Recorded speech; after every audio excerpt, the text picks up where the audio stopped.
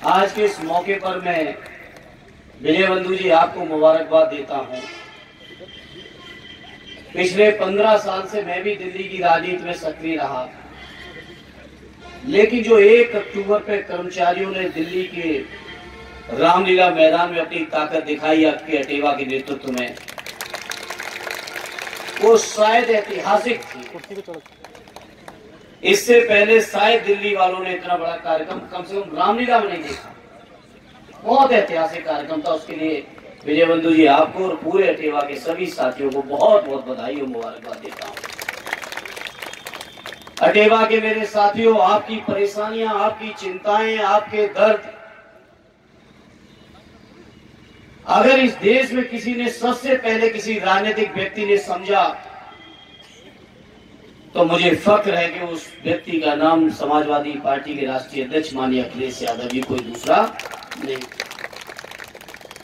और इस अटेवा के जो मुद्दे हैं, पुरानी पेंशन बहाली के जो मुद्दे हैं, ये मुद्दे देश की राजनीति में विमर्श का केंद्र तब बने जब अटेवा के साथियों की मांग पर माननीय अखिलेश यादव जी न केवल आपके साथ आए, बल्कि 2022 के विधानसभा चुनाव का जो हमारी पार्टी का मैनिफेस्टो बना, उस मैनिफेस्टो में उन्होंने बहुत मजबूती के साथ अटेवा की पुरानी पेंशन बहाली की बात न केवल कही,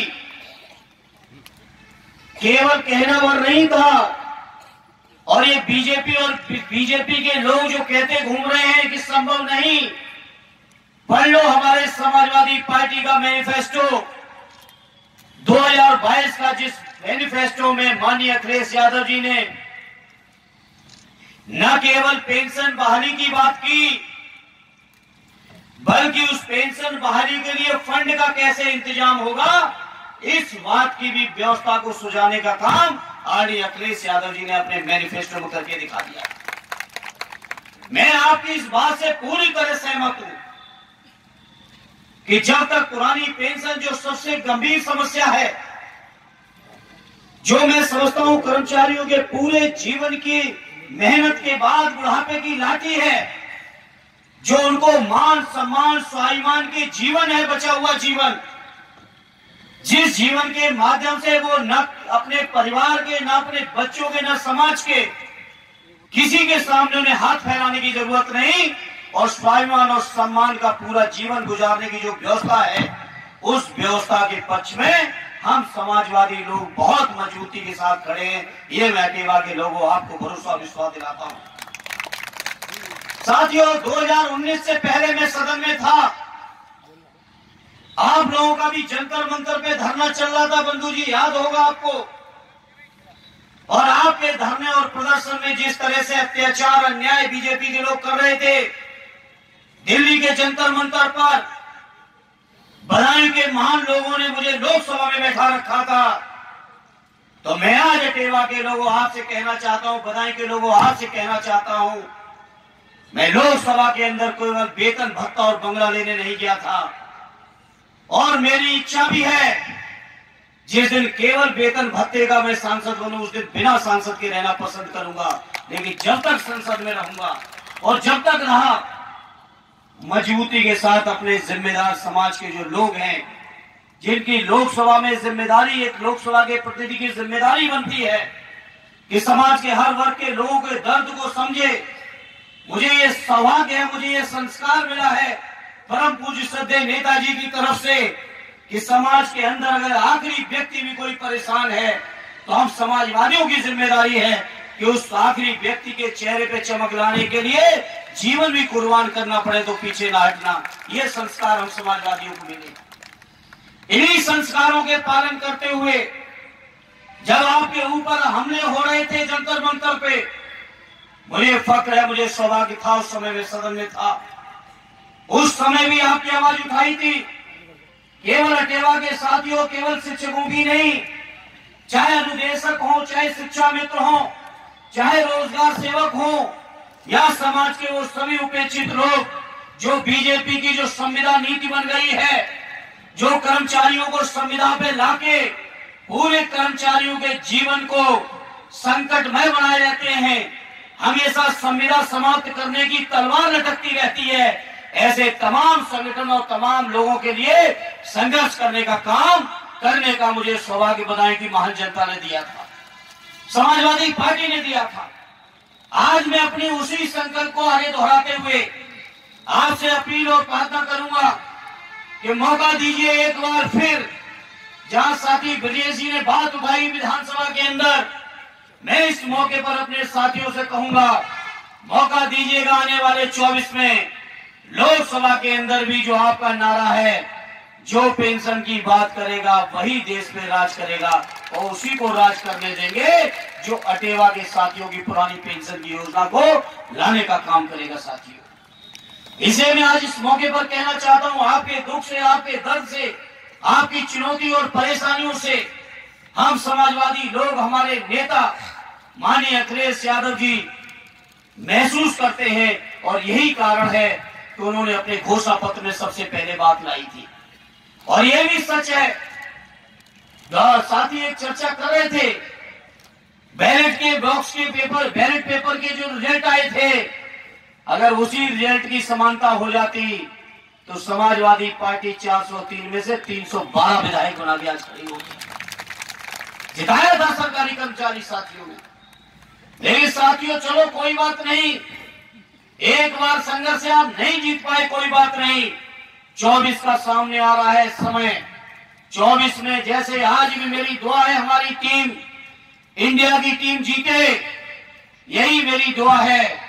और इसी तरह से 24 में आने वाले समय में भी इंडिया जीते, यही मेरी प्रार्थना है। और आपके सहयोग के बिना, आपके समर्थन के बिना ये होना संभव नहीं है। साथी सोचो कैसे कैसे लोग हैं। 14 में सरकार बनी और 14 से लेके अभी 6 महीने पहले तक जितनी योजनाएं बनाई, हर योजना में नाम इंडिया डाला। Make in India, startup India, digital India से लेके जितने नाम ले लो, हर योजना का नाम इंडिया से जुड़ा हुआ है। लेकिन विपक्ष के लोगों ने गठबंधन का नाम इंडिया रख दिया, तब से प्रधानमंत्री जी इंडिया शब्द कहना बंद कर गए। बताओ कर गए कि नहीं कर गए? कितनी छोटी सोच है। यह है जब प्रधानमंत्री बंद कर गए तो बीजेपी के बाकी लोगों की क्या क्षमता। इसलिए मैं अपने अटेवा के साथियों से कहूंगा, आपसे बहुत उम्मीद है, यकीन है, भरोसा है। आप लोग समाज में पढ़ लिख के, जिम्मेदार बन के, बेहतर से बेहतर शिक्षा पाके, समाज के जो सबसे बेहतर शिक्षित लोग हैं वही लोग सेवाओं में जा पाए। उन सभी लोगों से कहूंगा कि आपने कोई कसर नहीं की अपने मेरा को दिखाने में। लेकिन ये 24 में अगर आपने इस चुनौती को पार कर दिया और 24 में इंडिया गठबंधन को जिता दिया, ये बीजेपी को हटा दिया, तो फिर आपको कहीं आंदोलन संघर्ष की जरूरत नहीं पड़ेगी, स्वतः आपके लिए होते चले जाएंगे। भाई विजय बंधु जी और संगठन के लोगों को जितनी बधाई और शुभकामनाएं दो।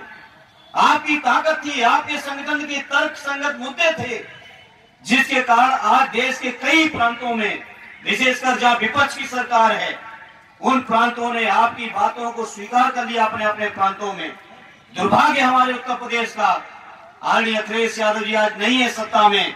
अगर होते तो शायद अटेवा की इस बैठक की उत्तर प्रदेश और बदायूं की सरजमी पर आपको जरूरत नहीं पड़ती। साथियों मैं कहूंगा पहले दिल्ली पलट दो, जो आपने नारा दिया उस नारे को साकार कर दो। ये पुरानी पेंशन की बात नहीं करेंगे क्योंकि इन्होंने ही खत्म किया है। और पुरानी पेंशन की बात छोड़ दो साथियों, ये सरकारी सेवाओं की भी बात नहीं करेंगे। इन्होंने पूरी की पूरी तरह से ला दिया है वो संविदा का कानून। उस संविदा के कानून में कर्मचारी साथी जानते हैं, दिन रात तलवार लटकती है। क्या संविदा के कानून में आज ये ठेकेदार है तो हम कर्मचारी सेवा में है, कल ठेकेदार का टेंडर बदल गया तो पुराने सारे कर्मचारी बदल दिए गए साथियों।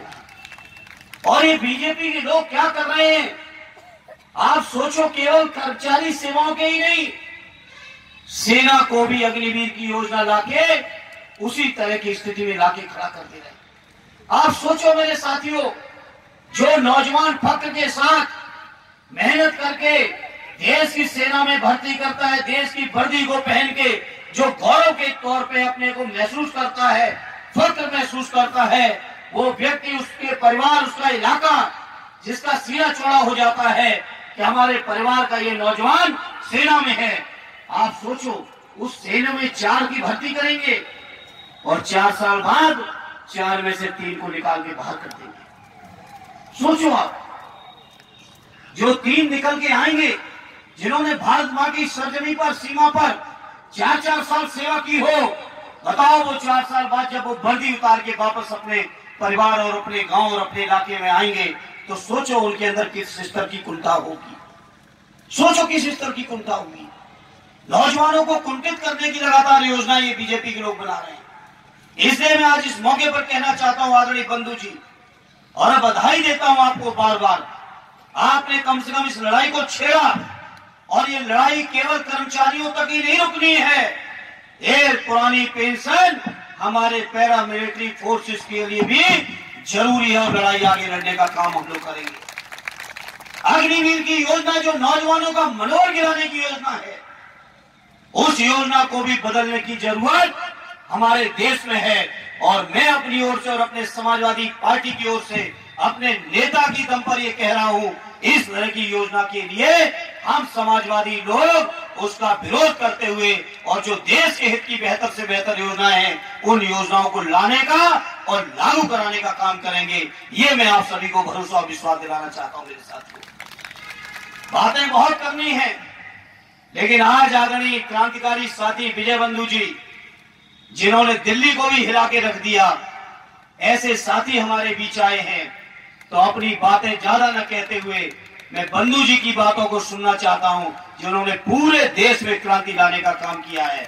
ऐसे साथी को मैं अपने बधाई के अंदर न केवल उनका स्वागत और अभिनंदन करता हूं, बल्कि भरोसा दिलाता हूं, ये जनपद बदायूं के लोग, ये समाजवादी पार्टी के लोग, आपके और आपके लाखों करोड़ों लोग जो उम्मीद लगाए हैं आपके संघर्ष की, उस संघर्ष को साकार करने में कदम से कदम मिला के और कंधे से कंधा मिला के आपके साथ खड़े दिखाई देंगे। ये भरोसा और विश्वास दिलाते हुए एक बार फिर साथी विजय बंधु जी का मैं अपने जनपद में, अपनी कर्मभूमि पर स्वागत और अभिनंदन करते हुए अपनी बात को विराम देता हूं। जय हिंद, जय भारत, जय समाजवाद।